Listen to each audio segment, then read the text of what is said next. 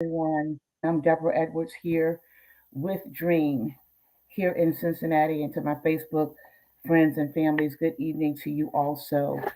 This is just a quick pop up that I'm doing, and if you're on YouTube, this is why we say go ahead and hit that subscribe button so that you will always get the alerts when we're coming on. So, just going to give everyone a few minutes to come on. You guys know I don't normally come on Thursday nights, but I'm just going to give you a few minutes. And for those that will be catching the replay of this, thank you so very much. And what I'll do is, while we're waiting for everyone to come on, I want you to know that I'm going to be talking about marriages. Actually, I was supposed to release this yesterday. I was supposed to release this yesterday, and my schedule just I just didn't. So I repented for it already and hope that the people who's supposed to listen to this, they will find this message. So how you doing, CJ? Thank you for joining us. So listen, I'm going to be talking about marriages, but I want you to know that we are so vested in healthy families and healthy marriages that as an equipping center, we have been afforded or blessed the opportunity to provide several platforms to strengthen marriages and strengthen families. And so one of it is our marriage enrichment ministry, which will be going virtual. That's Pastors Darren and LaShawn. They will be on tomorrow night, I believe, at 7 o'clock. They come on every third Friday night virtually, and every first Friday night they're in person. And if you should need any, you want to talk to somebody in between then, and you just want one-on-one, please don't hesitate to reach out to us, okay? And so I want to talk about marriages under attack. And I kind of understand now why this message was supposed to be released on yesterday, considering that what was it called? The Respect for Marriage Act was passed.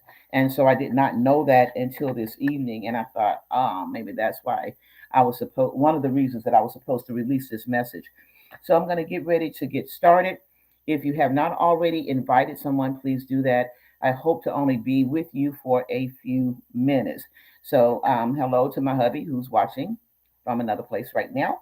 And listen, quick pop up. And for those of you who say my marriage is not in trouble, I don't need to watch this. I don't think anything's going to happen to us. You're exactly the couple that I want to talk to, because I want you to know, as well as those who say, I could always need a little encouragement, a little direction, a little assistance, a little prayer, because those who feel like, no, we're fine. I want you to know that the enemy is very subtle. No attack just come out. He doesn't just come out. Even when God was talking to Cain, he said, listen, the enemy is at your door. He's just waiting for an opportunity. And so we know from even Genesis that the enemy waits for an opportunity to come out and attack us. We know that a snare is not something that you see laying out in the open. Talk to any hunter, anybody that hunts. A snare is not something that is out in the open, else it would not be a snare, else it would not be something that can just catch you off guard, right? And so this is for those of you who have not fallen in that snare because you don't see it yet, or those who says, listen, I hear my husband saying a little of this, or I hear my wife saying a little of that, and I just thought, okay, well, no big deal, no big deal. But I want you to know that there is a real enemy out to destroy your marriage. And when I heard about the Respect for Marriage Act, I thought, okay, marriages are going to really be under attack. Not so much from the government, but there's an enemy that has a seat in the heart of some of our government officials. And the enemy is just out to destroy marriages, especially those who will be a very real threat to his kingdom. Okay. If you're maybe God has chosen you and your husband to be leaders in the community, leaders in the area of art, or even in being in a restaurant, wherever, because every leader is not just in a church, in a pulpit. All right. So listen, let's go with this. Let me first say that this is what I heard about 4 o'clock yesterday morning, that what you are going through right now in your marriage will not be unto death. So for those of you who are struggling, who are saying, listen, I can't take no more, I'm just ready to give up. The Lord wants you to know that what you're going through right now is not unto death, unto the death of your marriage, okay?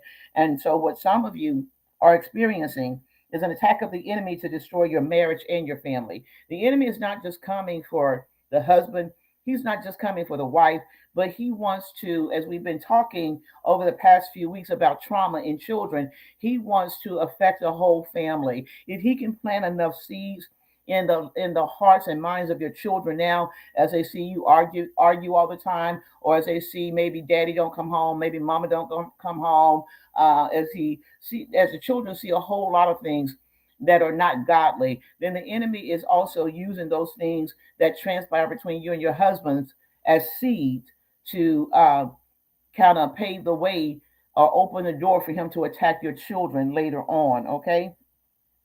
So what I want you to remember, I'm going to go just a couple of scriptures. I want to remind you of Ephesians 6:11-13. It says, "Put on," even for those who don't read the Bible. I know I might be talking to some people who said, "I'm not church." Listen, just because you're not church does not does not mean that the enemy will not attack your marriage. I'm not just talking to believers, but I'm also talking to those who don't know that they're believers yet. Because at 16, I didn't know that I was a believer. Okay. Even though I had been told some things that God had called me, yada, yada, yada, I did not know that I was a believer. As a matter of fact, I did not even know I was God. So this is not a church message, but this is a message for the sons and daughters of God, even if you don't know that you belong to him yet. Even if you don't know it yet, I want you to just pay attention. And so Ephesians 6:11-13. Put on the whole armor of God, that you may be able to stand against the wiles of the devil. For we wrestle not against flesh and blood, but against principalities, against powers, against the rulers of the darkness of this world, against spiritual wickedness in high places. Wherefore, take unto you the whole armor of God. Now, I want you to focus on 12. For we wrestle not against flesh and blood, but against principalities, against powers, against the rulers of the darkness of this world, against spiritual wickedness in high places. In high places. And normally those high places are what? Your thoughts, right? Seats in the government, right? Places that can affect your decisions and how you live. And so what we want to do is let you know that the enemy has a plan for your marriage. And God loves us so much that he's saying, I got a plan for the enemy. While the enemy is trying to destroy your marriage and trying to plan for your marriage, God says, I got a plan for him. And he already let us know what a part of the plan of the enemy is. And it's called the lake of fire. It's called separation from God forever. It is the lake of fire. And oftentimes what we have to do is to remind the enemy, I know you're in. So God not only has a plan for us. Hi, Bridget. Thank you for watching. God has a plan for the enemy. In Jeremiah, he says, I know the plans I have for you, and they are of good and not of evil, right? And so God has a plan for all of us. For the enemy, he has a plan for us, and God is God. He is supreme. He is, Elohim. Whatever he says he's going to do, that he is going to do. And so I want you to really pay attention to that verse, that you are not wrestling against your husband, because the enemy is going to come up with a lot of things, try to start arguments and strife, uh, um, just a lot of doors he want to open to destroy your marriage. And like I say, even if you think, well, we're doing good now, yada yada yada. Listen, this is what I know. What I know is that there have been couples, and neither one of them, neither the husband or the wife, were in church. They were, club buddies, drinking buddies, whatever. They partied all the time.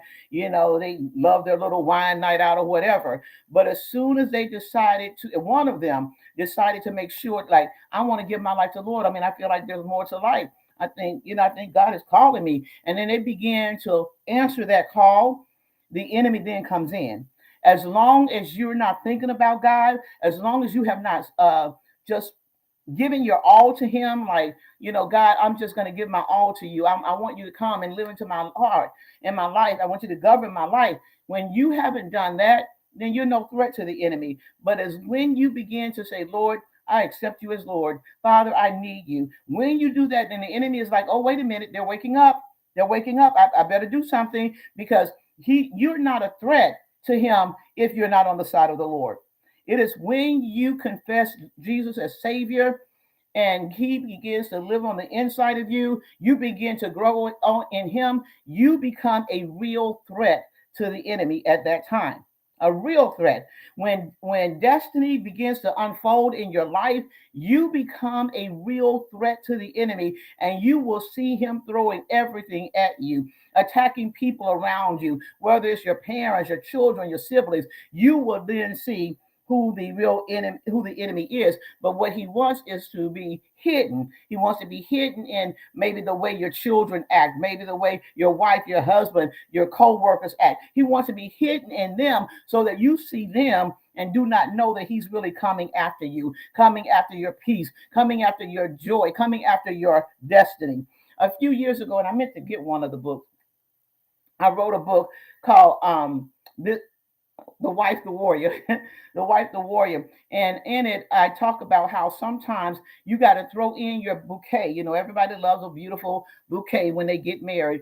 And I said, but sometimes you got to throw in that bouquet and exchange it for a sword, because you have to fight. You have to fight to maintain that marriage. You know, the way you felt when you said, I do, your honeymoon night. You got to fight to maintain that, especially when you are on the Lord's side. Okay. When you are on the Lord's side, you've got to fight to maintain that, because the enemy does not want a good, clear representation of God and the church in the earth. And marriages are a representation of God in the earth. Okay, he doesn't want that. And so he has to distort the view of marriages, right? He has to tear them apart. He has to say, look, this is how a marriage could look like this. A marriage could look like that. He has to distort that. He has to get people to say, well, I don't want to, I don't think I have to be married to do A, B, and C. As a matter of fact, one of the things I heard yesterday, I believe, with this abortion act is that there were a lot of young women who are saying, well, since I can't have an abortion, I mean, young women like 18, 19, they're saying, let me just go ahead and get my tubes tied. I'm just going to go ahead and get my tubes tied at 18 or 19. What? So no family, no traditional family. You know, one of the commandments or orders that not only the children of Israel was given, but even Adam and Eve, be fruitful and multiply. And then the children of Israel, be fruitful and multiply. And so when you got young women saying, look, I want to have all the sex I want to have, but I don't want to get caught pregnant, so tie my tubes now, then you're taking yourself out of the way of that covenant. You will not be able to be fruitful and multiply. Okay, so listen, the enemy is doing what he can to destroy families. And so when you're in your household, you and your spouse and your children, he's also trying to destroy future families by getting you to model what a bad marriage looked like. Not what a husband loves your wife as Christ loved the church, or wives love your husband and honor them. No, that's not what they're seeing. And so when that's not what's being modeled in the home, and you're just thinking, me and my husband are having an argument, you're not thinking that the children are affected or the children see that. But the enemy is setting up destruction for future marriages so that the children won't have a clear concept of what marriage is supposed to be like. Come on, somebody. All right. They want to mess up the concept. And so when they grow up, they have these failed attempt at marriages because it wasn't modeled before them. It's only when they begin to have a relationship with God that they understand this is what marriage is supposed to be about. It's not about me always getting my way. I'm supposed to please my spouse, and my spouse is supposed to please me. Okay. So listen, the wife, the warrior. Not really promoting that, but I want you to know that after I released that book, all hell broke loose in my own marriage. It was like the enemy was like, how in the world you going to try to tell somebody to save their marriage? I'm going to stop you. And of course, we know he couldn't stop me. He couldn't stop me because I kept thinking, what is happening here? He could not stop me. Okay. He could not stop my husband. He could not stop us. The book got released. People got equipped. There were exercises in the book that you need to do. But the main thing was to look at yourself, and to see if there were any doors that you opened in your own marriage. And of course, I had opened some. Not only had I opened some doors, but my husband had opened some. Not only had he opened some, but we bought that was inherited, right? We bought some things that were inherited through our bloodline with us in that marriage. And that is why we don't, at Dream, if you come to Dream for marital counseling, we do not counsel like traditional marriage counselors do. We're gonna look at you and be like, okay, you got a spirit of pride, and it ain't about just who gonna take out the trash. It ain't about how many kids you're gonna have, who gonna handle the finances. But listen, what did you inherit spiritually that can cause damage to this marriage? Look like you might have a spirit of pride. Oh, you still dealing with pornography? You might have a spirit of perversion. And so we deal with that because we know that just who gonna take out the trash and who gonna balance the books and how you gonna discipline kids, that's not enough right now. When you have an unseen enemy coming in to try to destroy your marriage, that is just surface stuff. And that is not just what we get into. We want to go a little deeper and harder in our preparing you for marriage. I want you to know you do have a real enemy. He has many names. And in our deliverance training class, we teach the many names because the name tells who he is. It represents his characteristics, just like the name of God does. And so you need to know when he begins to manifest in a certain way, this is how he's operating in your marriage. This is what he's trying to do. If you see that the deceiver, the Bible says, the Lord says, look, he was a liar from the beginning. And he's still a liar. He's a deceiver. So when that starts happening, when you start cooking up ideas, when you start hearing thoughts in your mind, like, I'm going to keep this from my wife, I'm going to keep this from my husband, you know that the deceiver is at work. All right? The deceiver is at work. And all he needs is just a little agreement with you. No matter how he comes into that marriage, he needs just a little agreement with you. And the more you agree with him, the wider the gap is, the wider the door becomes that he can come and attack you and your family. And so some of you have yet to realize how important your marriage is in the earth. Okay? Your marriage is so important in the earth. So never underestimate the power that you have, no matter what arena, whether you're in church or, like I said before, whether you're in the arts or whether you're, a hotel management, whatever you got, wherever you are, I want you to know you can be running a newspaper, you can be a doctor, you can be the owner of a Chick-fil-A or whatever, just work there. Wherever you are, your marriage is significant because there are going to be people that God will send your way that you're going to influence, whether you influence them through words, whether you influence them through deed, or whether you influence them because you are modeling, what the covenant relationship of God looked like through the act of marriage. And so you have to understand how important you are. God knows the plans that he has for you. He knew the characteristics. You are with your husband and you are with your wife because the Lord knew what he put in you. He knew exactly what he put in you, what he put in your spouse, and he knew that makeup, that characteristics joining together, he knew what it would produce. Like, now listen, Dana told me today, she said, Mom, I was looking at some recipes, and this one lady was saying that she put mustard in her dressing. And I said, I have no comments. I have no comments. Now, if you put mustard in your dressing, I have no comments, right? That is not familiar to me. Now, if you said that you put sage in your dressing or poultry seasoning or celery or onion in your dressing, then I understand that, okay? I understand that those flavors are going to come together, right?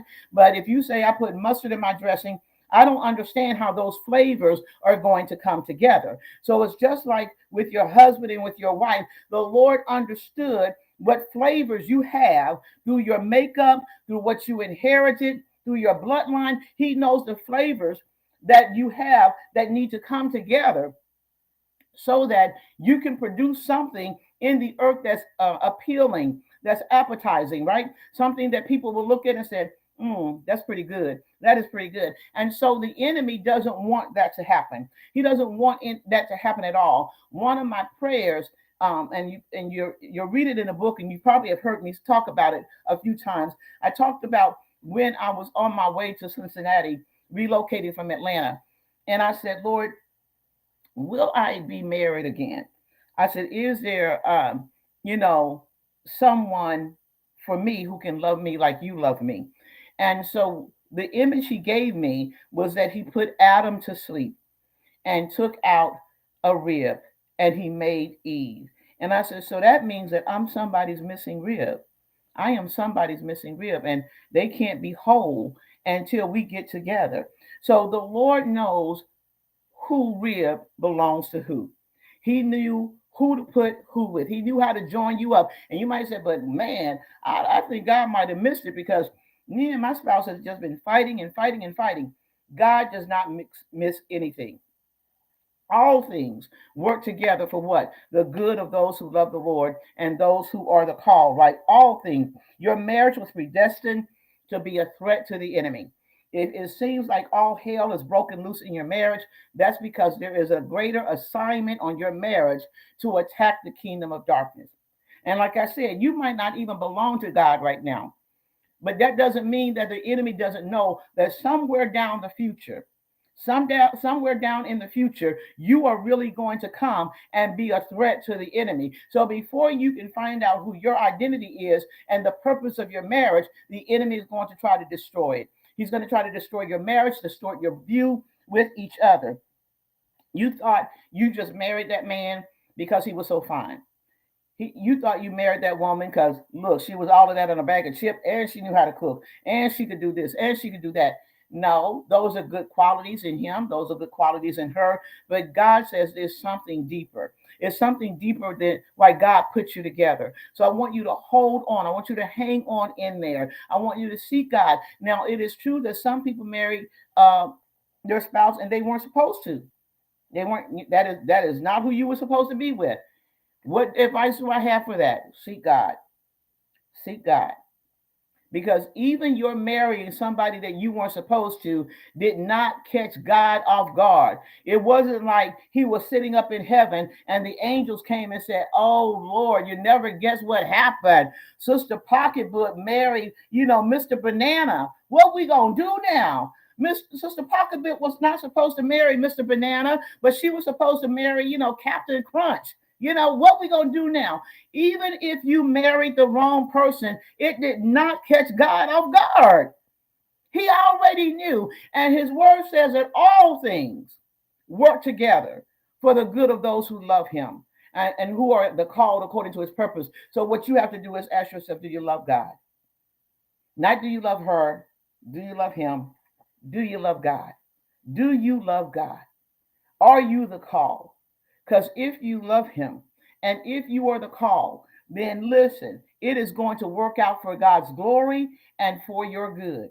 Now, am I telling you to say, oh, I listened to Apostle Deborah with DREEMM and she said, I'm supposed to hang in here because yada, yada, yada. First thing you need to do is seek God.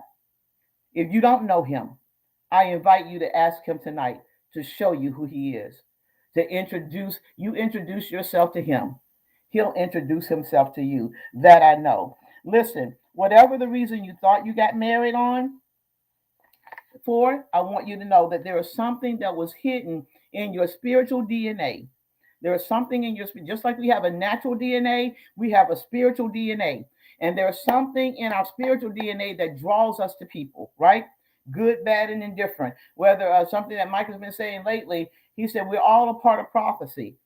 Whether we're on the right side or the wrong side, we're all part of prophecy. We're all living in this season at this time, fulfilling prophecy. Even Judas had to fulfill prophecy. He had to turn on Jesus.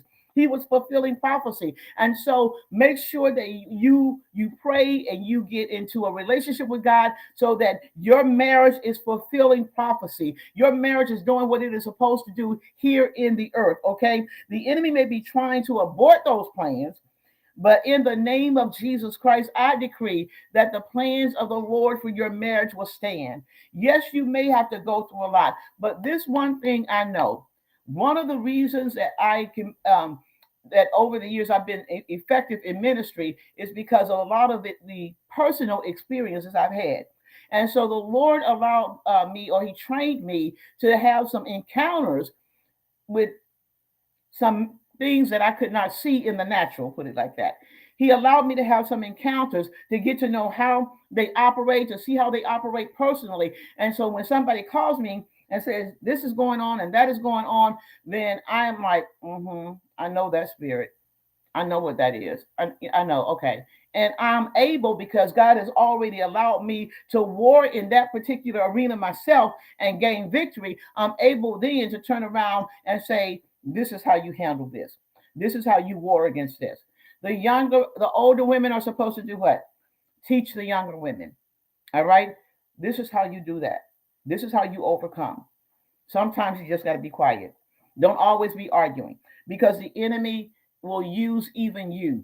He will use even your knowledge against you by expediting it so that your husband or your wife become numb, deaf rather, to your voice. Yet you begin to speak and they don't want to hear anything you got to say, because the enemy is like shutting their ear. He's grabbing your words while they're in the air. I mean, you can say something like pumpkin pie and they'll hear you say watermelon and you're like, that don't even sound alike. But the enemy is grabbing your words out of the air because he wants confusion. And so when that happens, you know that you're dealing with a spirit of confusion. Now, here are some of the ways that you may detect. I'm going to read this, okay? Detect the presence and plan of the enemy in your household. Distance. He has to begin to create distance between you so that he can begin to attack the unity of the marriage. So the first one is distance. Distractions help to create, and distractions help to create and sustain distance. You're just working. You're just helping out at the kids' school. You're just hanging out with the boys. You're just getting to church every time the doors open or every time your pastor tell you to be there. You see, the enemy doesn't care what he used, what method to draw you. He just want to make sure that he can draw you away from your spouse. He can cause you to be so busy that you more distance is created, and the two of you become like a ship in the night. You become like a ship in the night because the enemy is trying to make sure that you do not stay together. Number three, doubt. He is working on taking the trust out of your marriage. He does this subtly and to cause you to begin to doubt each other, so that I think he lying to me. Did he really go to the store? Does it take him 3 hours to go to the store? The store's just 5 minutes up the street. He does anything. Who is he in there talking on the phone to? Is she really going to see her girlfriend? He begins to plant all of these thoughts in your mind because he wants to create doubt. He wants doubt to come in and just take a stand in your marriage. Communication. He must affect the way that you communicate, or else you may come together against him. He's got to stop you from praying together. He's got to stop you from even just having general conversation together. And he does that with distractions, right? He's got to make sure that you don't even have normal conversations with each other. He's got to affect the way that you communicate with each other. He does not want to be exposed. Therefore, he must pit you against each other. He's pitting you and your husband against each other, you and your wife against each other, because he does not want to be exposed. He's got to make you think, be convinced that your husband is the problem, and he's got to convince your husband that you are the problem. And he does this by affecting the way that you guys communicate. By your husband saying one thing, you hear another. You say one thing, your husband hears something else. Your body language. He will use even your body language. You know, this is not about husband and wife, but depending on what is going on in somebody's mind, this really did happen to me. I was at church. It was a very large church that I was a part of at that time. And so, by me being one of the leaders and it being such a large congregation, sometimes the people that I needed to give a word to or talk to might have been sitting on the other side of the church. And I would have to have tunnel vision, like, let me get to them right quick. Let me get to them right quick. And so I was careful not to be distracted if I was on assignment to go and talk to, Brother Appleby over there. And so one Sunday, I'm on my way to go talk to Brother Appleby, and one of the other leaders, he was much tall, I'm short, you guys, very much taller than I am. And he grabbed me by my shoulders and he said, I am tired of you acting like you don't see me. We're both leaders. I'm tired of you acting like you don't see me, shaking me, right? And I'm like, Deborah, don't you let that old Deborah wake up. because he might be taller than you, but you can take him down. Don't you let that old Deborah wake up. And I'm shocked, first of all. And he's saying, I'm sick and tired of you. Every Sunday you pass by me like you don't see me, yada, yada, yada. And I'm like, what are you talking about? Every week you do this. You just act like I don't even exist. Okay. So I said, listen, elder so-and-so, I am on my way to talk to brother so-and-so. I did not see you. After service, I have tunnel vision. I said, but do me a favor. You said every week I've been doing this. I ignore you. I don't see you. So do me a favor. Since you see me every week, how about you coming to speak to me? Because first of all, I was thinking, well, you got to speak. Okay, I'm not going there. But anyway, I wanted to give that example because whatever spirit was operating in him, and I could list a lot of them right now, but I don't want to get off course. Those are the same spirits that can be operating in your spouse. And so you might not be thinking about anything, but your spouse will come and grab you like, I'm sick of you doing this and I'm sick of you doing that. And you be like, wait a minute. When did I do that? When did I say that? So that is the enemy can come in, and I'm going to get to that with your vision, what you see. And so he's trying to interpret what you see. He's trying to pervert what you see so he can still cause distance between you and your mate. And so the next one is the whispering spirit, which goes along with what I was just talking about. He whispers in your ear. Right? The whispering spirit works with what? The accuser of the brethren. The Bible tells us that he accuses us before God day and night. Well, get this. He also accuses you before your spouse. He accuses you before your spouse day and night because somebody is not only in the spirit is he accusing you, but he's also causing people outside of your marriage to speak into your husband's ear or your wife's ear so that they can cause distance. And one of the things, let me tell you guys, one of the things that has been happening so much is mother-in-laws, mothers who refuse to let go of their sons, who are operating in witchcraft, where that spiritual umbilical cord has not been severed. Okay, the spiritual umbilical cord has not been severed, and so they are influencing their sons, almost acting as if their sons are supposed to be their husbands. Listen to me. It is a spirit, and I am dealing with people in 4 different states right now. 4 different states who are going through the identical issue where the mother-in-law is destroying the marriage, driving a wedge between the son and the wife. Now, what do we have there? Go back to Truth Tuesday. Why is that possible? Because that grown man is still dealing with the little boy syndrome.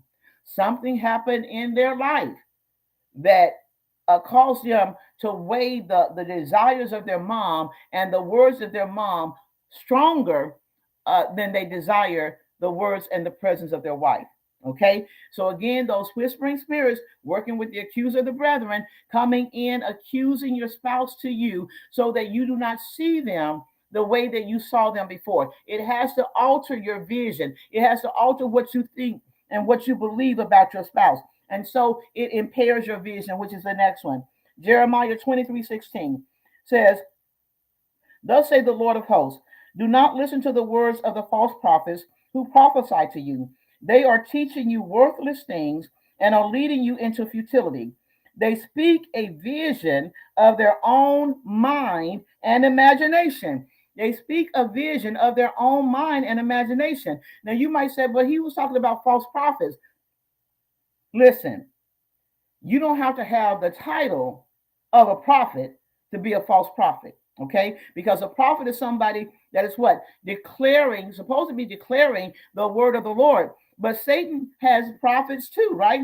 They are declaring his words. And so when you have a spiritual condition between a husband and his mother, where that umbilical cord has not been severed, then that mother is operating as a false prophet, speaking lies and dissension and creating strife between that husband and that wife.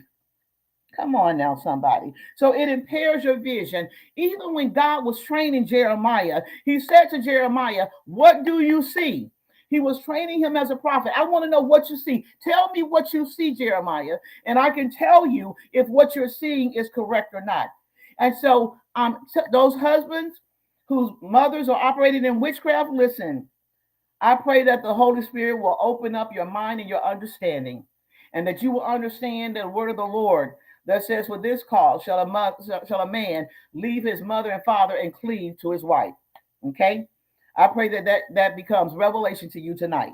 All right, that becomes revelation, and that you will begin to love your wife as Christ loved the church, and your wife will begin to honor you. Now, listen, we don't want you to have impaired vision. We want you to say, "God, even if strife has been going on, ask God, Lord, show me my wife. How do you see my wife?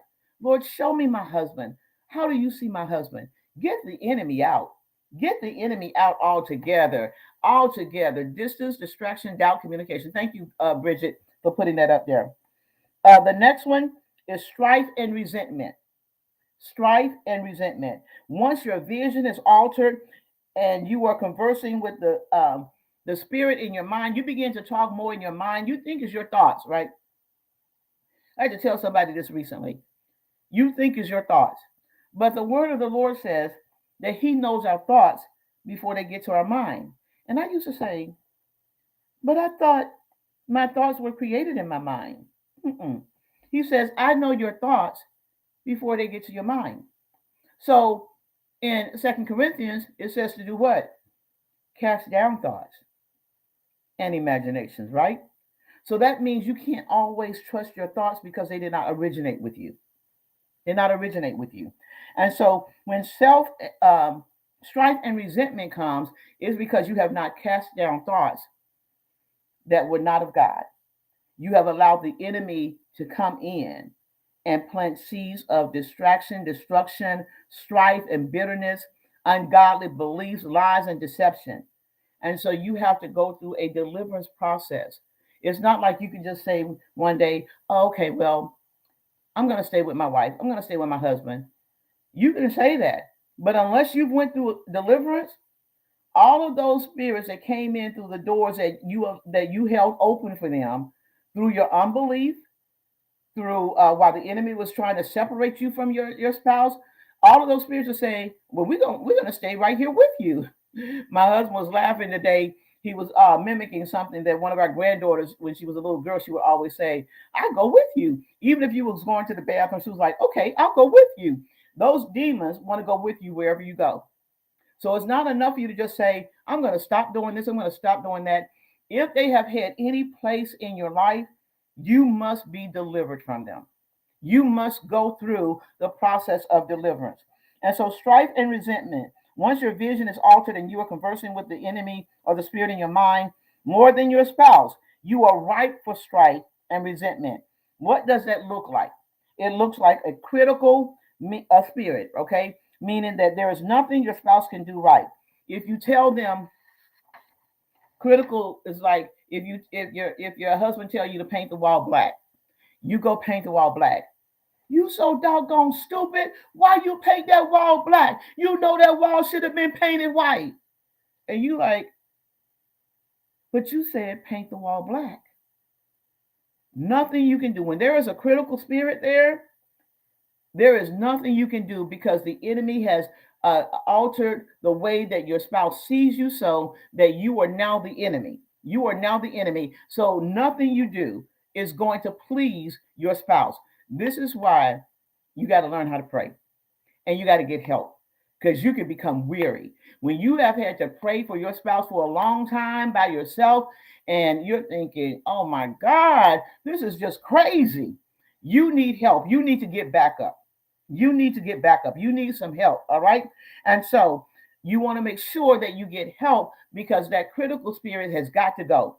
It has got to go. Compassion has to take its place. Empathy has to take its place. And then after all of those are in place, what do you get right for? Adultery. And I'm not just talking about adultery with a physical person. In my book, I talk about adultery with a spirit. I talk about I was like, what do when you know that your husband is having an affair, but there are no restaurant receipts, there is no perfume on his shirt, there's no lipstick on his collar, but you know that somebody else has his heart. You know that he's drifting away from you. That's when you know you're dealing with spiritual adultery. Okay? Spiritual adultery is the first thing that we are into, the first type of adultery that we're introduced to in the Bible. When God be like, y'all committed adultery against me. What did he mean by telling the children of Israel, y'all committed adultery against me? It meant your heart went someplace else. God was saying, I was doing all I could do, all that I needed to do to take care of you, to provide for you, to feed you, but you went playing you act like a little whore. Or you decided it's okay if I have this God and have you. So what is that? That is adultery.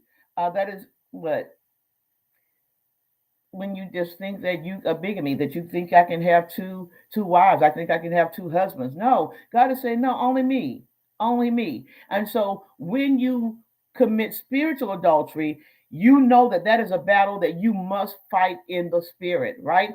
Because you don't know which principality it is, but you do know that witchcraft is involved.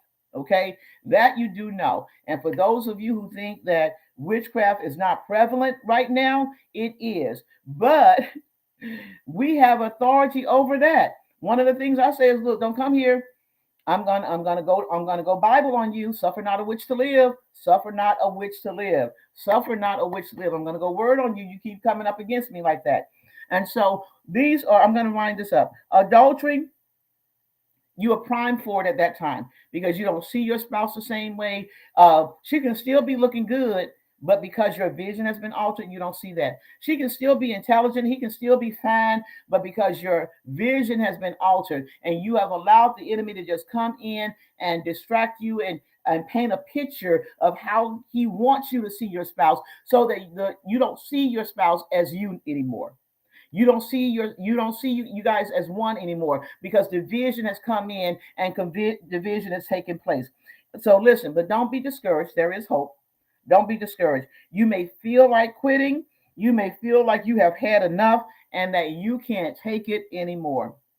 I'm telling you, been there, wrote the book about it.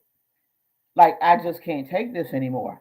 And then once I realized that I was not fighting against my husband, but I was fighting against the spirit, I can remember when we were living in Forest Park and we were going through all of that, I would be like, oh, I get home and let the garage door up and I would see his car. I'd be like, oh, he's home.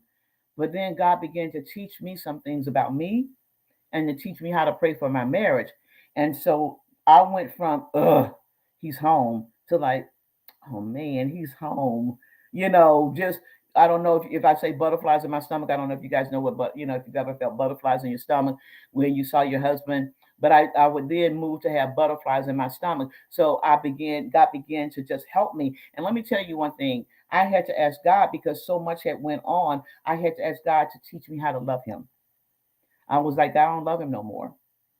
Teach me how to love him. If you're saying that my marriage was predestined, that there was something, and listen, we didn't have any titles then. Dream was not even a thought in our mind. I'm just still a youth leader. I'm a leader. I'm still doing what I do, but nothing about my life now was an inkling then. Nothing. Nothing. But I said, God, if you have a plan for my marriage and you don't want me to leave, love him through me until I can love him on my own. And that may be what you guys have to pray. Love my wife through me, Lord, until I can love her on my own. Love my husband through me until I can love him on my own. And for those of you say, well, I already love my wife. I already love my husband. As my grandmother would say, keep on living. Keep on living. Because if your marriage is supposed to be a threat to the kingdom of darkness, he is laying plans and traps for you right now. And I don't want you to be ignorant. I don't want you to be caught off guard. But I want you to start submitting that which you already have. I want you to make it tighter. I want you to know we can't fully know the plans of the enemy, but God will give us what we need to know. He will equip us with what we need to know. He will give us revelation and increase discernment as we need it. And so I want you to start praying. In Proverbs 6:31, we're told that the thief, when he is caught, that he has to pay 7 times. He has to restore 7 times. So what is the thief coming for?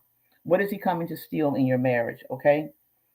As I get ready to close with this, your promise, your peace, your prosperity, and your posterity, meaning your children, your inheritance, your purpose, your identity.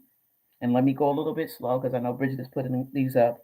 Your promise, your peace, your posterity, and your prosperity, your purpose, your identity, your love, your hope, your joy, and He wants your family. He wants your family. And maybe the enemy is after your marriage because you've given birth to some prophets, some teachers, some doctors, so some children whose voice is going to carry weight in the earth and carry weight in the spirit. Well, if the enemy can cause you to malfunction and be dysfunction as a husband and a wife, then he's got the attention of your children. So they may never reach their full destiny because you did not kick him out of the house. You did not kick him out of the house. Or you can say, well, you know, me and my husband just fine. Me and my wife just fine. But you don't serve God. And maybe you still produce. Come on.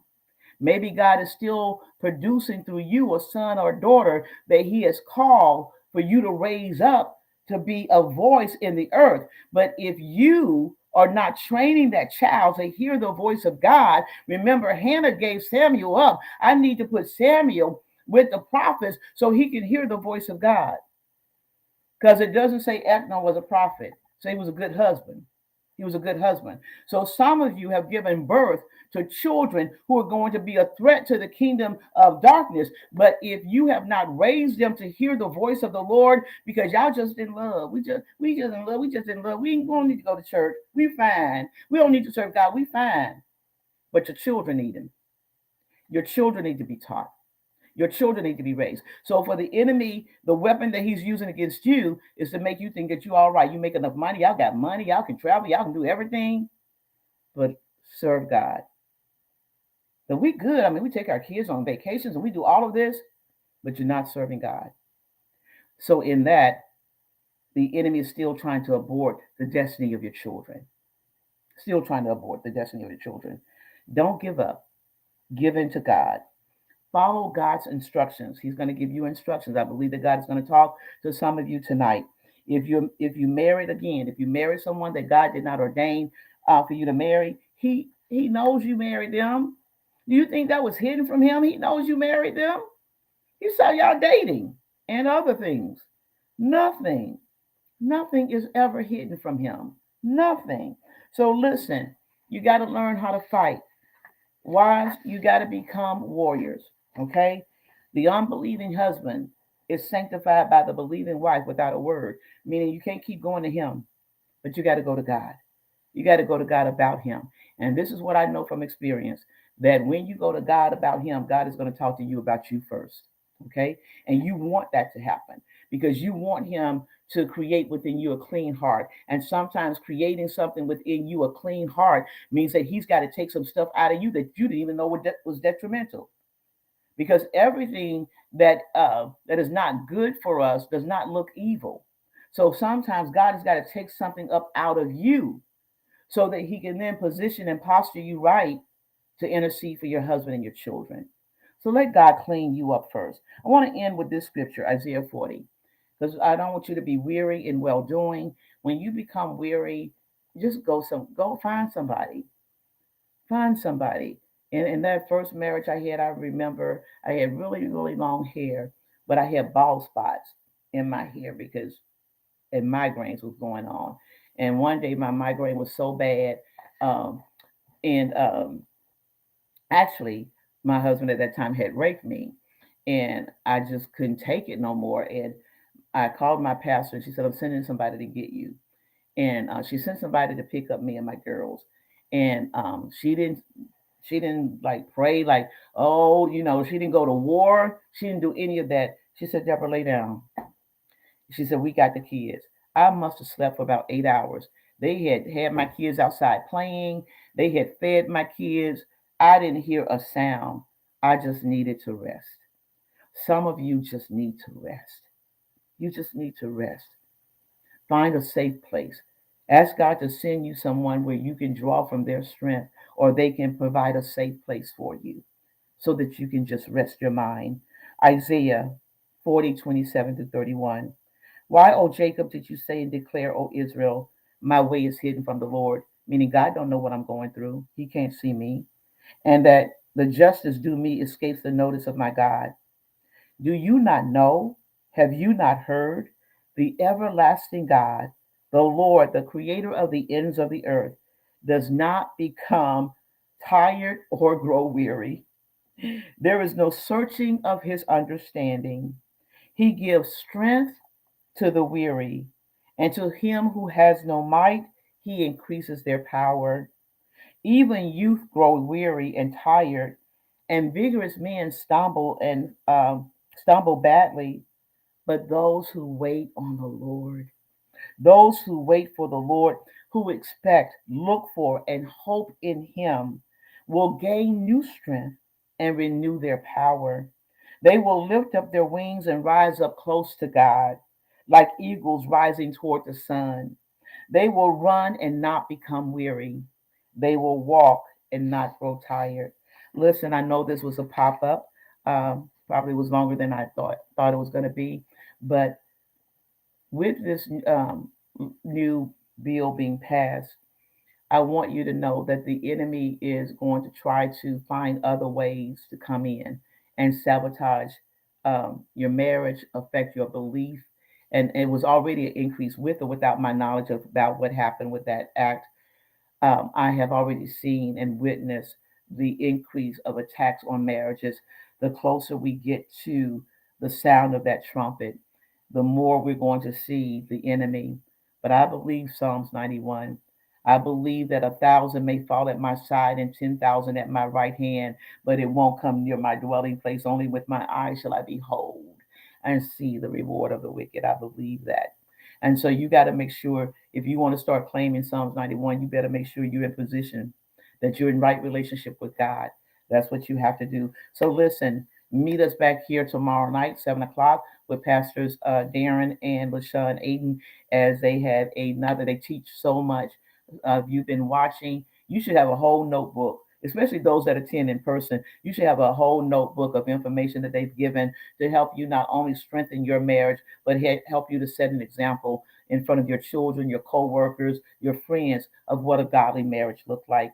And so if you have not done that, don't be ashamed, don't be condemned, but start this night asking God to work on you first and then work on your marriage. Thank you all so much for watching us. We will see you again tomorrow night. We'll see you tomorrow night. And for those of you who can join us on Sunday, do so. May God richly